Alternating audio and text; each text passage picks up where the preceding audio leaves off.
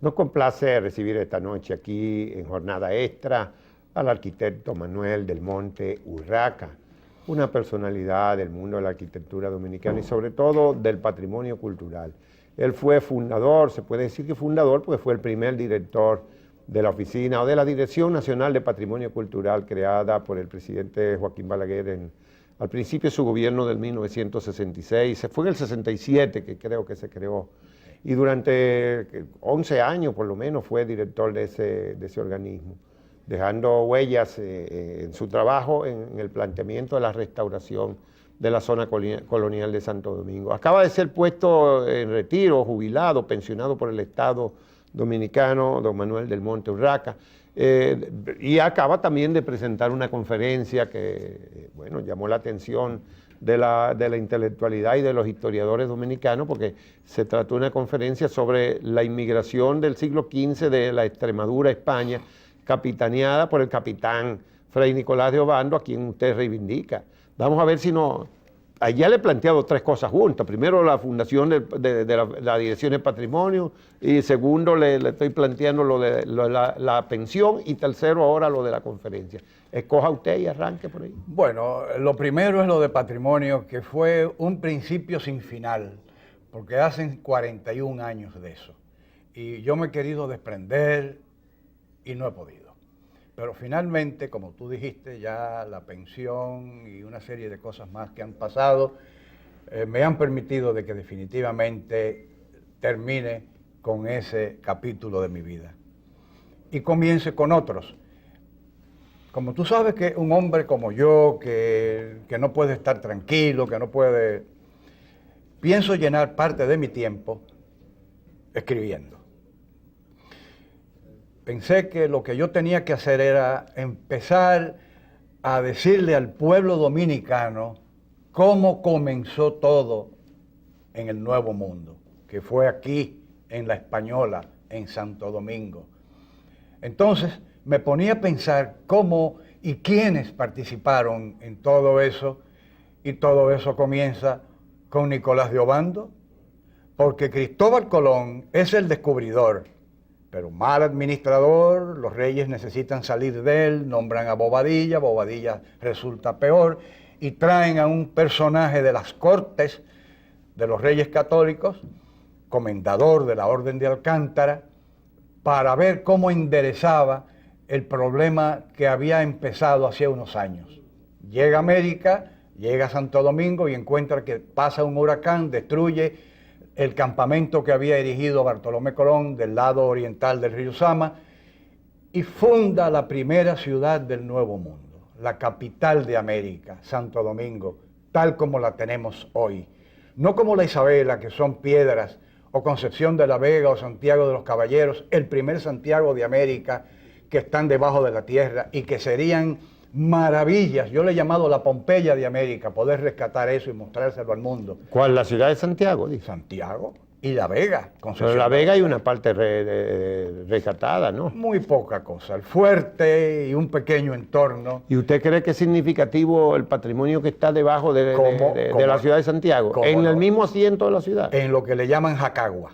En Jacagua. Exactamente. O sea, estamos hablando de una labor titánica que sería equivalente a la que se hizo en la Ciudad de México para el rescate del antiguo centro histórico de la ciudad colonial de México. Más o menos. Y ambas ciudades fueron erigidas por el descubridor.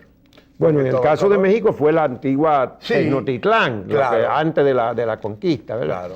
Pero en este caso sería la ciudad construida originalmente en Santiago. ¿Y usted cree que es significativa esa? Muy significativo. Lo que va a salir de ahí nadie sabe, porque todo eso está cubierto de lomas de tierra. Pero en fin, ¿y cómo ese patrimonio se perdió bueno, porque hubo un terremoto en el 1580 y pico. Exactamente, y lo enterró. Que los enterró, y entonces cambiaron de ubicación a donde está Santiago ahora y donde está La Vega ahora. Y eso se ha quedado así hasta el sol de hoy. Lo mismo pasa con Compostela de Azua, que todavía se puede ver más de lo que hay. Todas esas riquezas son atracciones turísticas de primer orden en el mundo entero, menos aquí. ¿Por qué aquí no? Porque yo he llegado a pensar que no hay un interés de la ciudadanía dominicana. Al dominicano no le interesa el tema. Y por supuesto, no hay voluntad política de ningún gobierno. Pienso que los gobiernos tiran hacia donde hay interés ciudadano. Pero sí interesa la historia, arquitecto. Claro que a las masas del pueblo no, pero es un aporte histórico importante. Si usted tiene cosas, usted está haciendo algunas investigaciones, ¿dónde usted ha estado investigando? Porque usted hasta ahora no ha publicado libros de historia. Usted tiene 3 o 4 libros publicados, uno memorial, Sí. Batalla de una vida. Publicó unas propuestas, mi propuesta, creo que es otro, Y ¿verdad? las memorias de la ciudad de Santo Y Domingo. memoria de que fue el primer trabajo ya donde usted fundamentaba un poco todo el esfuerzo de rescate del patrimonio de la ciudad de Santo Domingo. Exactamente. Pero usted no ha publicado libros de historia. No, y no pienso que este sea un libro de historia. Es un libro de investigación, que claro, se puede llamar historia, para tratar de recordarle a los dominicanos lo que sucedió aquí cuando no existía nada. Es decir, lo que existía era lo que tenía América, las razas aborígenes, unas muy grandes como las de Sudamérica, otras muy humildes, muy pobres como las del Caribe, que no construyeron, que vivían, en fin, de la buena de Dios. Pero luego de todo eso se presenta una situación única en el mundo. Entonces, yo voy a investigar sobre los personajes que tuvieron que ver con esa etapa, como por ejemplo la llegada de Obando, que ya es la que más conozco, y es el único que hay una biografía, por cierto, escrita por una norteamericana, Ursula Lamb, que se titula Nicolás de Obando, primer gobernador de Indias. Pero Pizarro, Cortés, Ponce de León, Núñez de Balboa, Valdivia, todo eso voy a tener que investigar mucho, porque toda esa gente fueron las que hicieron América. La raya de Pizarro, en fin, tantas cosas que se hicieron, pero que esos países sí han sabido explotar. Vaya usted a México para que sepa quién fue Hernán Cortés, o vaya a Chile para que le digan quién fue Valdivia. Pero Bueno, aquí no. porque ellos allí hicieron una labor específica, fueron conquistadores en esos territorios. Aquí Nicolás de Obando no solamente que edificó una ciudad que está ahí, con calles rectas, edificaciones de piedra, a imagen y semejanza de las edificaciones de España, especialmente de Extremadura, pero además organizó la agricultura. Acuérdate de los ingenios azucareros, comienzan con Obando. Sí. Organizó el tema de las minas, organizó el tema de la repartición. Es decir, todo lo que Obando hizo en 7 años en la Española fue lo que se repitió en el resto de América, Sí. en Puerto Rico, Cuba, México, etcétera, etcétera. Es decir, de aquí es donde surge todo, y sin embargo eso no se tiene en cuenta nunca. Bueno, Santo Domingo queda en la historia de las inmigraciones españolas en 2 momentos importantes, en la del siglo XV y después la del siglo XX, como un punto de paso de los españoles, los conquistadores que se dispersaron incluso a territorio del norte de América. Exactamente. Y después los republicanos, toda esa cultura que irradió España hacia América, Que lamentablemente una gran no se parte quedó. pasó por aquí, pero siguió hacia México, hacia Venezuela, hacia Colombia, hacia Argentina. Porque parece que hay algo en esta tierra que expulsa a la gente, que repudia.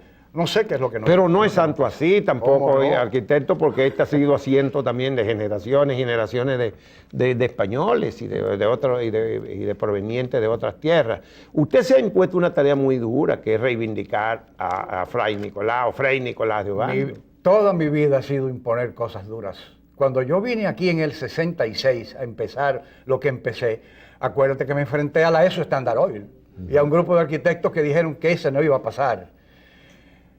Me enfrenté a tantas cosas, gente que me decían que yo venía desubicado, que cómo era posible mantener todas esas ruinas, que eso había que demolerlo y construir, empezar a construir torres en aquella Usted época. vino en ese momento de un exilio de 6 o 7 años en Estados Unidos, en Nueva York y Puerto Rico. y en Puerto Rico. Pero usted regresó en el 66, ¿fue? ¿O en el 67? Yo regresé en el 67, pero fue en el 66 cuando le vine a decir al doctor Balaguer, primer presidente después de todo aquello que pasó, de la necesidad que teníamos de rescatar. Claro, a Balaguer no hubo que explicarle mucho, ya él había escrito un libro, Sí, claro, y adoraba ese tipo de cosas. Y además él era se regodeaba en su condición de casi de súbdito español, ¿verdad? reivindicaba el legado español por encima de cualquier otro. Casi como Trujillo, acuérdate. Sí, claro. El hispanismo de Trujillo. Y a Balaguer es que hay que reconocerlo. Y si no, el que quiera verlo bien, que se compre Batallas de una vida, mi última publicación, para que vean que sin yo ser balaguerista, ni reformista, ni he sido nunca ista de nadie ni de nada, me permitió desarrollar una obra de casi 12 años que ahí está. De manera que después de todo eso ha ido una picada hasta el día de hoy que da pena ver la ciudad colonial, llena de cables y de postes, con un desastre visual increíble. Pero así ha estado durante muchas décadas. Así estuvo San Juan de Puerto Rico, sí. Y así estuvo La Habana. Claro, pero quiero decir, aquí no hemos logrado concluir una tarea de restauración de esa zona de la ciudad colonial dominicana, que es la primada de América. Pero probablemente porque no hemos podido, no hemos hecho la inversión, ni Balaguer la hizo siquiera, y en los gobiernos posteriores menos han invertido. Bueno, algo se ha hecho y ha habido financiamiento internacional. Sí. ¿En qué medida Patrimonio Cultural en los años en que usted la dirigió recibió también financiamiento internacional? No. En esos primeros 12 años no hubo ninguna. No hubo. Fue todos recursos del gobierno.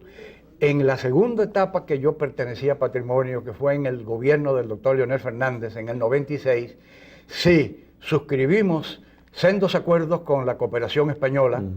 Uno, para instalar las luminarias que están ahí en parte, no se pudo completar. Pero se han estado instalando. No se completó. El soterramiento de la electricidad. Y la creación de una escuela taller, como se ha hecho en casi todas partes, y todo eso hubo que suspenderlo porque no hubo contrapartida.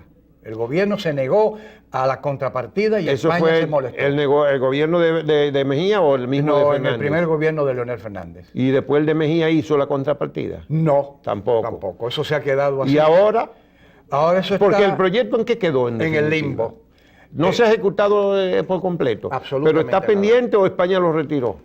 No, eso se suspendió porque tú sabes que cuando hay un acuerdo de esa naturaleza y el país extranjero que aporta ve que no hay la contrapartida, se retira. Pero yo creía que ese proyecto se mantenía nada más que muy lentamente, bajo una lenta ejecución. Yo no veo dificultad en que el gobierno pudiera reactivarlo, porque yo estoy muy bien relacionado con las autoridades españolas, tanto las de aquí como las de allá. Y yo sé que ellos estarían en disposición de continuar, pero si no hay una petición, si no hay una propuesta, porque las propuestas son para otras cosas. De manera que ya, Juan Bolívar, la ciudad colonial, la única forma que tiene para rescatarse es con que se cree una verdadera voluntad política, de que haya un gobierno que diga, de la misma manera que he hecho esto, he hecho lo otro, voy a hacer esto. Pero además que convenza con su forma de convencer a la ciudadanía de que es necesario, no como un simple acto de contemplación de una riqueza patrimonial, sino como una inversión para el desarrollo de la nación a través del turismo cultural, que es lo que está explotando el mundo entero. Tú recuerdas que España empezó su turismo por los años 60, llamémosle así, con las playas mediterráneas, de Marbella, Torremolinos, todo aquello. Ya de eso no se habla. Ahora lo que se habla es de turismo rural, turismo cultural. Y tú ves, como vi yo en Extremadura, pequeños pueblecitos como Garrovillas, de donde vino la Virgen de la Altagracia, llena de turistas, casas ya en ruinas, restauradas y convertidas en paradores, en hostales, en hoteles de turismo rural, la gastronomía, en fin, toda una vida. Aquí eso no se ha iniciado. Bueno, España debe tener 40 millones de turistas al año, ¿verdad? Y una riqueza patrimonial que nosotros no podemos comparar. Sí, pero también tiene, acuérdese que son las playas de Europa. Y una cantidad de esos 40 millones son europeos del norte que bajan hacia las playas todo en el invierno y en el verano también, en todo el año. Pero acuérdate que así... Pero hay sin duda un patrimonio cultural muy grande que no puede ser comparado con el de la ciudad de Santo Domingo. No, pero yo te compararía esto con los países limítrofes nuestros. Puerto Rico, por ejemplo, vete cualquier día a San Juan para que tú veas la cantidad de cruceros que hay ahí esperando salir a tierra para deleitarse en el viejo San Juan. O a Cartagena. O a La Habana, que Fidel Castro finalmente se dio cuenta hace 20 años Le pidió cacao a la UNESCO, le pidió cacao a España y vete a ver lo que es La Habana hoy. Bueno, Cacao no le pidió asesoramiento y financiamiento. Dinero. Igual que hicimos nosotros. Claro, y tienen un artífice que se llama Eusebio Leal, que lo respetan y lo han mantenido ahí hasta que se equivoque, como tuvo Puerto Rico con Ricardo Alegría. Pero aquí no, aquí es, este no